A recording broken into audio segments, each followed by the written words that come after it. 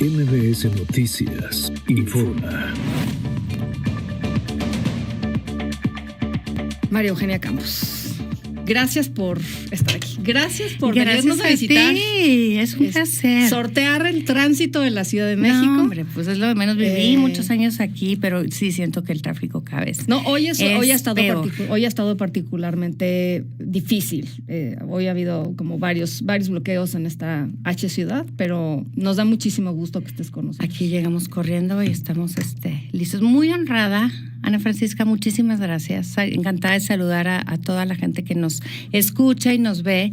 Y encantada porque yo creo que siempre para una mujer, no importa la posición que tengas, gobernadora, alcaldesa, madre de familia, lo que sea, un trabajo administrativo, yo creo que siempre te da mucho gusto ver a estas mujeres que triunfan, no que rompen los techos de cristales, sino que simple y sencillamente luchan y logran sus sueños, porque es bien importante transmitirle a nuestras niñas que se puede, que pueden cumplir sus sueños. Se puede. Así que encantada de conocerte. Pues aquí estamos, felices de recibirte, y además en un entorno y en una coyuntura política bien desafiante, muy interesante, y con las elecciones intermedias ya a la vuelta de la esquina. Arrancamos por lo primero. Estábamos hablando hace unos minutitos sobre el famoso plan B de la presidenta, lo que terminó pasando y no terminó pasando. ¿Qué pasa para Chihuahua, por ejemplo? Para aterrizarlo y que la gente entienda cuáles son las consecuencias. ¿Qué pasa con lo aprobado, por ejemplo? Pues mira, pasa que te voy a decir algunas cosas en específico, pero al final me voy a quedar con lo más importante. Pues pasa que se reduce el número de regidores, pasa que hay una disminución en el Congreso del Estado, que fíjate aquí no tengo la claridad, pero casi creo que no se determinó.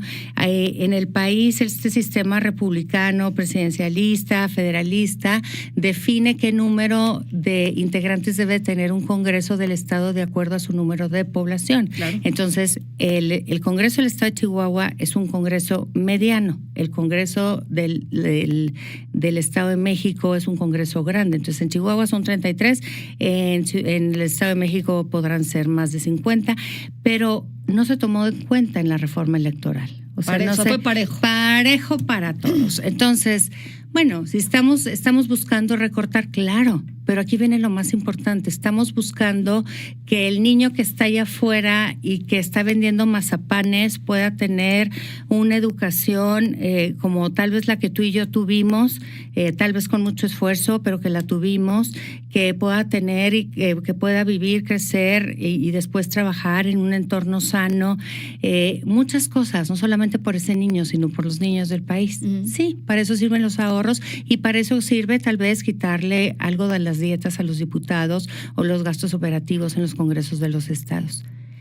Pero lo que no se entiende es que estas situaciones sucedan rompiendo el pacto federal. Uh-huh. Que estas cosas sucedan sin tomar en cuenta a los estados, sin tomar en cuenta a los municipios, porque las decisiones se están tomando en la Ciudad de México bajo un escritorio sin tomar en cuenta lo que sucede en el día a día en las entidades federativas o en los municipios.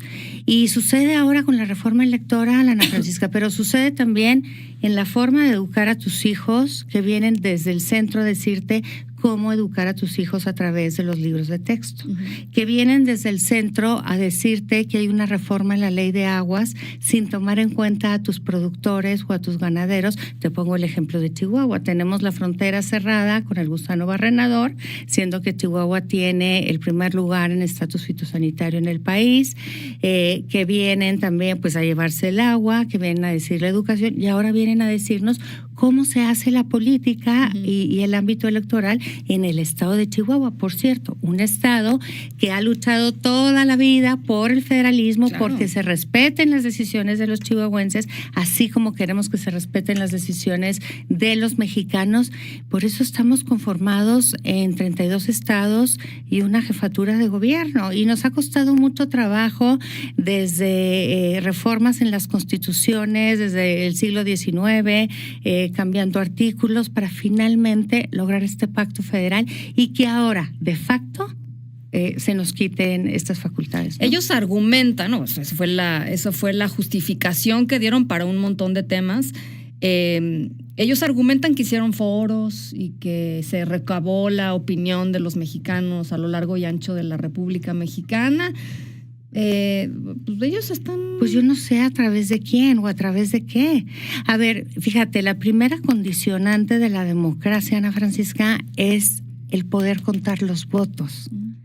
Si tenemos institutos estatales electorales incapaces de contar los votos porque ante estos recortes se van a quedar sin gente, se van a quedar sin herramientas para poder hacerlo, entonces, ¿de qué sirve que te ahorras el dinero? Yo le digo a mi gente en el gobierno, hay cosas en las que no podemos menoscabar o pichicatear, como decimos en el norte, el recurso, también ¿no? Aquí también se pichicatea, ¿eh? Se pichicatea. A ver, pichicateas en, pues a lo mejor en un rubro que no le sirva tanto a los chihuahuenses, pero no pichicateas en seguridad pública, pero no pichicateas en infraestructura hidráulica para el agua, no pichicateas en la educación o en los subsidios que nos quitó el gobierno federal y que ahora nosotros como gobierno del estado le hemos entrado al quite. No pichicateamos en las estancias infantiles para nuestros niños desde el 2017 que las eliminaron.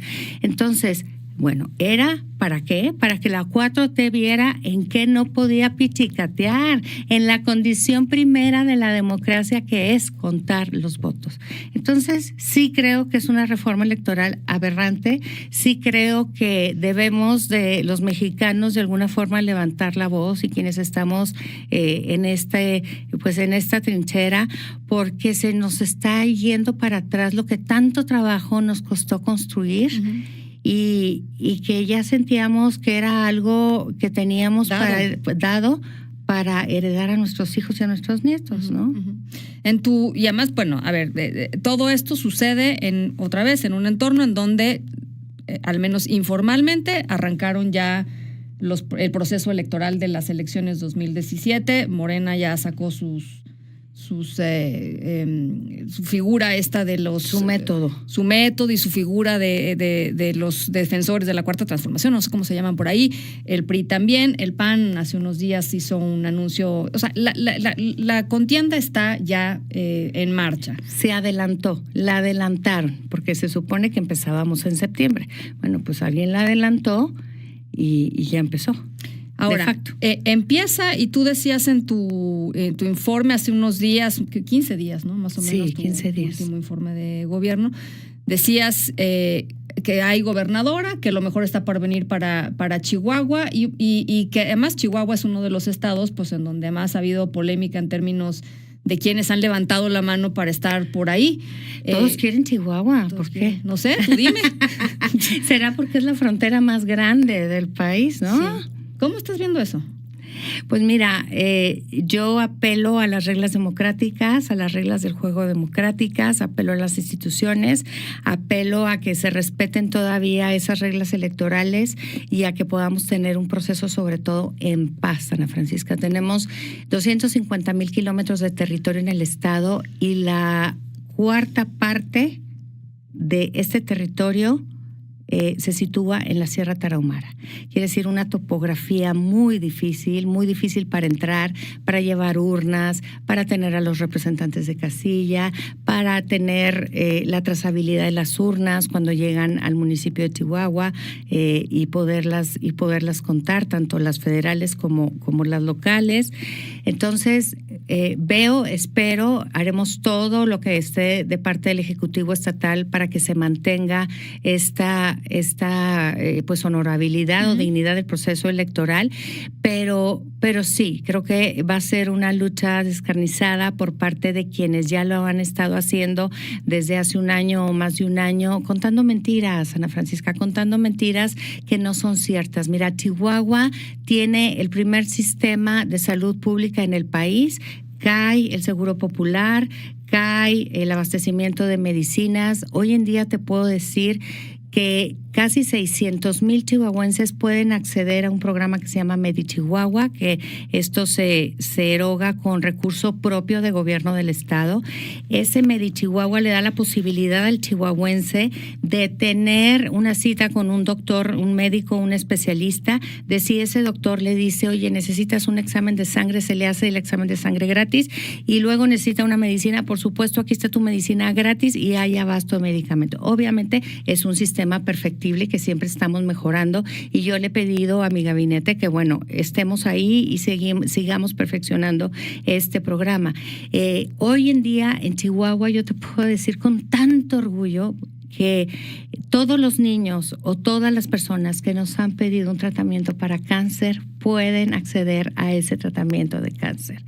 Entonces, ese tipo de cosas son las cosas que hacen la diferencia en una elección, y son los resultados y los logros que creo que tenemos que valorar los mexicanos, porque estamos en un debate entre si seguimos eligiendo a que nos depositen en una tarjeta, claro, un apoyo que nos sirve, claro, pero nos va a servir 2 semanas, 1 semana, 3 semanas, o decidir por un sistema de salud que le va a dar la certeza a mis hijos y a mí misma que voy a poder seguir cuidándolos, o la certeza de que voy a poder heredarle una casa, así sea pequeña, a mis hijos con servicio de agua potable y de drenaje, o una beca para continuar con la educación. Entonces, esas son realmente las cosas que impactan en la vida de las personas, no ese recurso o esa despensa que se entrega. Porque claro, pues pudiera ser una tentación de los funcionarios decir, bueno, pues tengo 4 millones de habitantes en Chihuahua, los reparto entre el presupuesto y le reparto a cada quien. No, ese no es una política humanista ni un gobierno humanista. Tú entraste al gobierno de Chihuahua cuando Chihuahua estaba endeudadísimo. Ay, sí. Mi antecesor, que es bueno, se esconde en las faldas de todo mundo y se dice transparente, impoluto, honesto y demás, nos dejó la mayor deuda per cápita en el país. Pues realmente es un prófugo de la justicia, Ana, pero realmente se ha escondido en ese fuero constitucional que le da el Senado de la República, y nos dejó con esta deuda, y hoy en día hemos podido en los primeros 3 años reconfigurarnos con política de austeridad, con disminución de gastos, refinanciamos los créditos a largo plazo, que muy chistoso, porque si las tasas estaban en un 5%, el señor daba las tasas al 9-10% y no le importaba, y entonces los chihuahuenses pagábamos, por ejemplo, 800 millones de pesos de puros intereses por haber financiado mal un crédito, ¿no? Total, logramos refinanciar una política de austeridad. Hoy en día las calificadoras internacionales nos da una A positiva, y tenemos recurso para un MediChihuahua. Tenemos recurso para, si el gobierno federal nos elimina los créditos y los subsidios para el campo, tener subsidios para el campo. Si nos quitan las estancias infantiles, poder establecer las estancias infantiles, y así un sinnúmero de programas y de políticas. ¿Tienes diálogo con el gobierno federal? Porque cuando tú dices nos quitan tal y tal programa, etcétera, etcétera, durante mucho tiempo hubo diálogo cero con el gobierno federal. Ahora hay diálogo, o sea, ahora hay capacidad de decir, a ver, vayamos pensando esto. ¿Hay espacio para, no nada más para el diálogo, sino para la resolución efectiva de las cosas? No hay ese espacio de resolución. O sea, te escuchan, pero no te... Así es. Pero mira, es lo que sucedió con el anterior presidente fueron personas que le hablaron pues mal al oído de una servidora, pero sobre todo que terminó el anterior presidente muy enojada con la gobernadora de Chihuahua por el tema de los libros de texto, ¿no? Que era también defender a los chihuahuenses si querían o no querían esos libros de texto. Realmente la sociedad chihuahuense es una ciudad, por un lado, un estado conservador, pero por otro lado que está aprovechando el nearshoring o el acercamiento de las empresas a la frontera de Estados Unidos, y nosotros necesitábamos libros que hablaran de tecnología, de inteligencia artificial, de habilidades, fortalezas, destrezas que necesita hoy en día Chihuahua.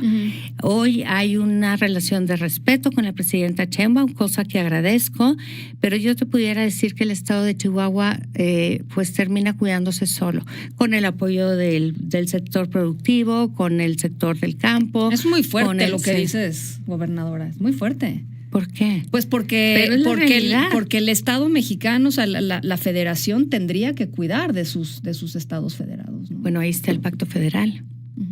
Yo quisiera preguntarle a los legisladores federales qué encuentran en el presupuesto de egresos en particular para los estados de la República. Se meten en bolsas y no sabes qué le toca a cada entidad de la República. Es un caos lo que está sucediendo, Ana. Es un caos y trabajamos con mucha resiliencia. Los gobernadores pues de Acción Nacional lo hablamos en corto, lo hablamos, pues no lo gritamos, porque sí queremos tener una relación de respeto con la presidenta, con su gobierno, pero pues también se vale en corto decirlo, ¿no? Y decírselo a los secretarios y algunas veces decírselo a ella. Uh-huh.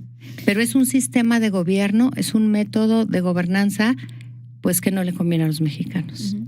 Déjame regresar al tema de la salud, porque tú decías, bueno, quitaron obviamente el Seguro Popular, le tuvo que entrar el gobierno de Chihuahua a desarrollar este otro programa, digamos, alternativo de salud para cubrir los faltantes que surgen desde la federación. ¿Qué pasó entonces con el tema del sarampión? Ay, para allá iba.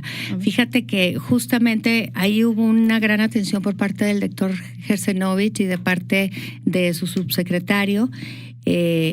Y bueno, me impactó ver al doctor Gersenovich tocando puertas en la comunidad menonita para pedirles que se vacunaran. ¿Por qué? Porque tenemos en Chihuahua un contexto muy difícil. Los niños estaban de vacaciones. Tenemos una Sierra Tarahumara muy difícil en la que teníamos que hacer búsquedas intencionadas para poder vacunar a los rarámuris. Teníamos importaciones, digamos, personas que venían de fuera sin vacunar.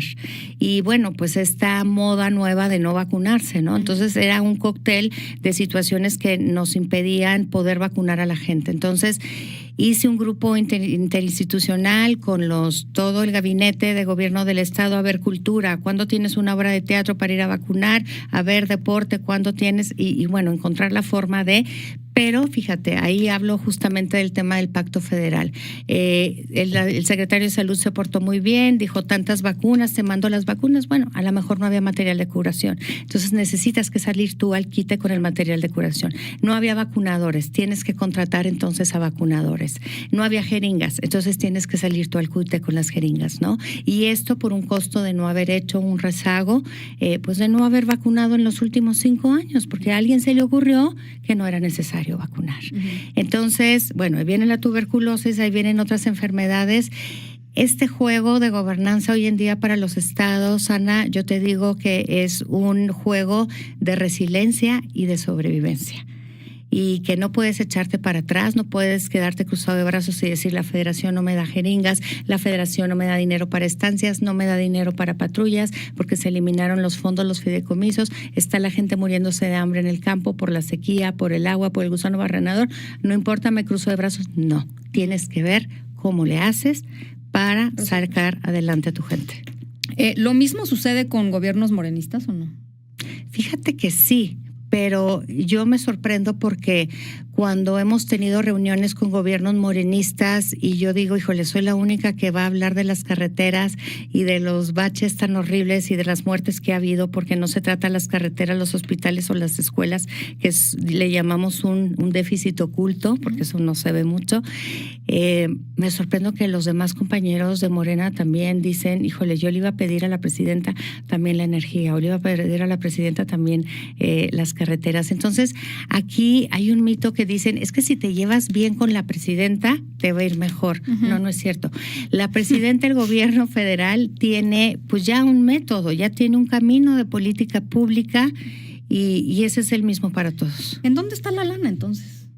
En los programas sociales. Uh-huh. En esos programas sociales en los que piensan que con eso le generan dignidad a la población. Uh-huh. En esas entregas sociales que creemos, fíjate que eso es lo que les hace ganar elecciones.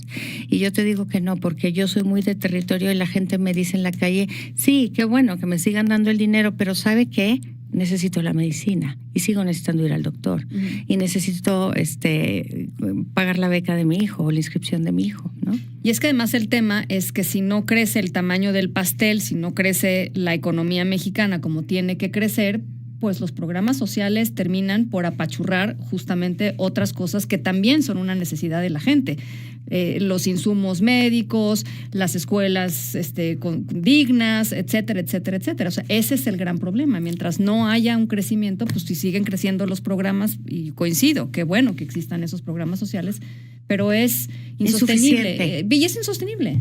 Mira, te cuento, este año el presupuesto de egresos del estado de Chihuahua pidió un aumento en el impuesto sobre nómina del 1% para los empresarios, que nos paguen un poquito más, se los vamos a ir, porque eso nos puede hacer perder un poquito la competitividad, claro. a disminuir gradualmente ese aumento del 1% y un endeudamiento de 3,000 millones de pesos. ¿Para qué? Todo está etiquetado, Ana, para que se vaya infraestructura de movilidad, infraestructura vial, infraestructura hidráulica e infraestructura social. ¿Por qué? Porque la infraestructura, tú bien sabes, es una medida contracíclica. O sea, si yo echo a andar esa infraestructura en todo el estado, pues hago que haya empleos, que haya servicios, que la gente, entonces, si tiene mayor empleo, puede ir al súper y al súper le va bien, a la tienda de abarrotes, etcétera, etcétera. Entonces, otra vez, es un blindaje que estamos haciendo los estados que queremos salir adelante y que, pues, porque estamos bajo el concepto del deber ser y del gobierno humanista y que tenemos ese idealismo y esa visión de que, pues, solamente así podemos dejar un legado como gobernadores, y más que somos 3 mujeres y un varón, entonces las mujeres tenemos más esa aprensión a cuidar a que el niño que vende mazapanes allá afuera tenga educación y tenga un buen lugar para vivir. El PAN presentó sus criterios el fin de semana sobre cómo va a elegir a las personas que van a aparecer en la boleta en el 2027, con este énfasis enorme en los ciudadanos. ¿Qué significa eso para ti? Significa un gran logro, Ana, porque yo creo que lo que tenemos los partidos políticos es algo que se llama crisis de representación, o los gobiernos, ¿no? Llegamos los gobernadores o los alcaldes y decimos, ay, voy a hacer un puente acá hermoso y voy a hacer un monumento aquí a mi líder de no sé qué. Y entonces pasan 3 años o pasan 6 años y no hicimos lo que la población nos pedía. Y entonces el ciudadano se aleja más de los gobiernos, porque a ver, ya le di 3 años a ya le di 6 al otro, ya le di 1 al otro, ya aquí y acá, y me siguen haciendo tonterías, el puente, el monumento, cuando yo necesitaba un hospital, cuando yo necesitaba luz, cuando yo necesitaba pavimentación. Entonces creo que esa crisis de representación, ese conocer realmente las demandas y necesidades de la gente, o sea, los ciudadanos que presentó Jorge Romero el sábado en este evento, ese escuchar de la ciudadanía nos va a hacer que la política pública de los gobiernos sea más asertiva y darle a la gente lo que realmente quiere. Claro, la gente quiere una chequera, una tarjeta de débito, pero también quiere que le arreglen la luminaria para que quien sale de trabajar tarde no se vea en riesgo de alguna de algún delito. De la delincuencia, etcétera. Para muchos, la promesa, es más, cuando se aliaron PRI y PAN en las elecciones pasadas, y bueno, el extinto PRD, la promesa era traer al ciudadano al centro de las decisiones y de las candidaturas. Y eso terminó en absolutamente nada, Maru.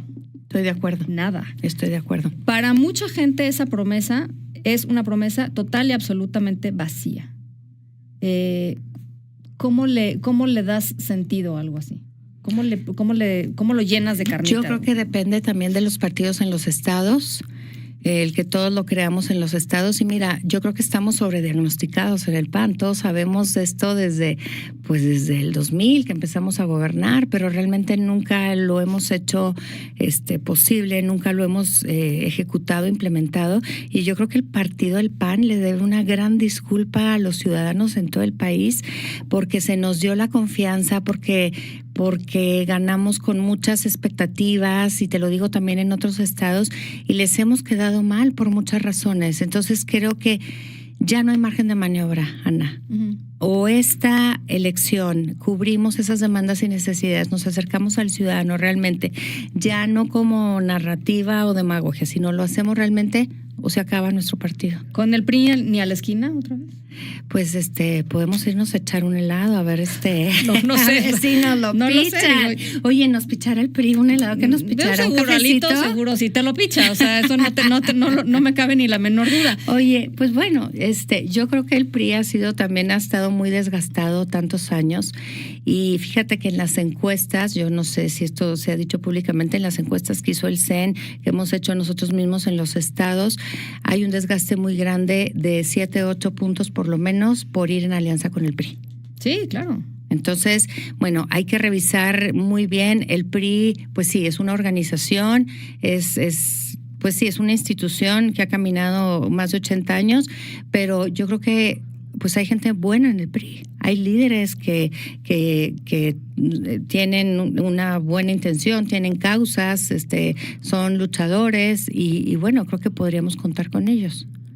¿Morena es vencible en el 2027? Totalmente. No hay nada invencible en este país. Y yo creo que los mexicanos somos muy inteligentes, hemos pasado por bravas, por duras, por todas, y creo que tenemos muy claro, se nos está como desnublando el panorama. Te digo que en la calle me dicen, pues sí, gracias a la 4T, pero mire, sí que bueno, yo necesito salirme del IMSS porque sí necesito a mi doctor, sí necesito mis medicinas. A varios gobernadores en el pasado los han doblado y han entregado sus estados en las elecciones.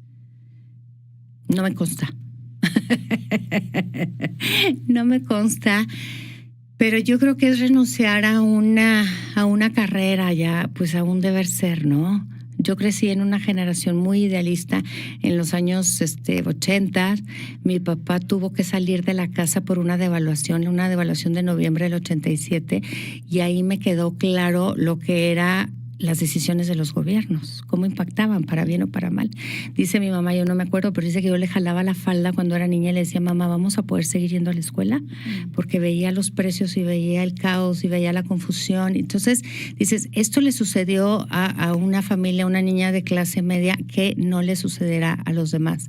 Entonces, yo creo que es algo que sucede todos los días, como siendo gobernador, siendo alcalde, te quedas en las noches pensando cómo habrá terminado el día fulanita que le debo una beca para el niño, y sutanita que me pidió el material de construcción. Entonces, yo creo que hay mucho por delante para el PAN, si es que hacemos las cosas bien este año, y yo estoy segura que la vamos a hacer. Maru Campos, gracias de veras por haber venido con nosotros. La puerta siempre abierta para seguir conversando. Gracias a ti, me encantó conocerte. Igualmente. Gracias, nos vemos pronto. Muchísimas gracias. La gobernadora de Chihuahua, a las 2:39. Vamos a la pausa, tenemos más. En un momento regresamos.